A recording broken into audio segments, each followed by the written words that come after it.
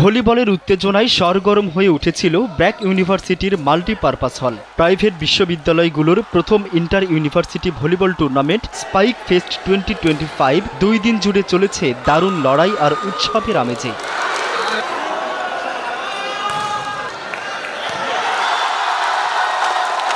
BRAC university sports and fitness বিভাগের আয়োজনে এবং ইনডোর গেমস ক্লাবের ব্যবস্থাপনায় এবারই প্রথম এই আয়োজন।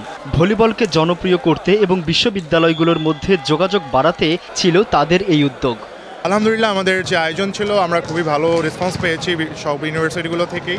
অ্যান্ড আপনারা দেখতে পারবেন যে বিভিন্ন ইউনিভার্সিটি স্টুডেন্টরাও এসেছেন তাদের টিমকে চেয়ার করতে। সো সবাই অনেক হ্যাপি। অ্যান্ড এই এঙ্গেজমেন্টটা যেটা হয়েছে ব্র্যাক ইউনিভার্সিটিতে, প্রত্যেকটা ইউনিভার্সিটি অ্যাপ্রিসিয়েট করছে আমাদের কাছে এসে।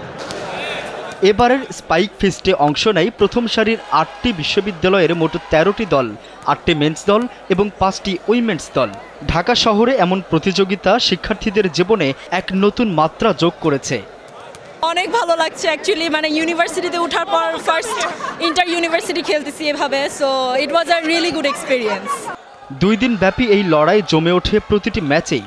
জিতে যাওয়ার উন্মাদনা আর দলগত চিয়ার আপে পুরো ব্র্যাক ইউনিভার্সিটির মাল্টিপারপাস হল প্রকম্পিত হয়ে উঠেছিল। ফাইনালে উইমেন্স ক্যাটাগরিতে দাপট দেখিয়ে চ্যাম্পিয়ন হয় ব্র্যাক ইউনিভার্সিটি ড্যাফোডিল ইন্টারন্যাশনাল ইউনিভার্সিটিকে হারিয়ে। আর মেন্স ক্যাটাগরিতে চ্যাম্পিয়ন হয়েছে daffodil international university independent university Bangladesh বা IUB-কে হারিয়ে। অ্যাড্রিনালিন রাশের জন্য সবাই অনেক এক্সাইটেড হয়ে গেছিল, হাইপার হয়ে গেছিল। So we lost the team coordination, but we could get back to that. So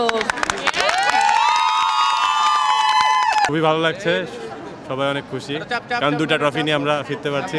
2 দিনের লড়াই শেষ হলেও নতুন বন্ধুত্ব আর অভিজ্ঞতার শক্তি নিয়ে শিক্ষার্থীরা ফিরেছে নিজেদের ক্যাম্পাসে। রাহাত রূপান্তর, কালবেলা, ঢাকা।